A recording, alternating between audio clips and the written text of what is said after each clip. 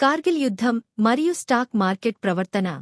యుద్ధ ఉద్రిక్తతలు ప్రారంభం 1998 1999. నేపథ్యం 1998. 1998 సంవత్సరంలో భారత్ మరియు పాకిస్తాన్ రెండు దేశాలు అణు పరీక్షలు నిర్వహించాయి. భారత్ మే నెలలో 5 అణు పరీక్షలు, పాకిస్తాన్ 6 అణు పరీక్షలు చేసింది. ఈ అణు పరీక్షల వల్ల రెండు దేశాల మధ్య ఉద్రిక్తతలు పెరిగాయి. అంతర్జాతీయంగా అమెరికా వంటి దేశాలు ఆర్థిక ఆంక్షలు విధించాయి. దీనివల్ల భారత స్టాక్ మార్కెట్పై ఒత్తిడి పెరిగింది. అదే సమయంలో ఆసియా ఆర్థిక సంక్షోభం కూడా మార్కెట్ను ప్రభావితం చేసింది. మార్కెట్ వివరాలు.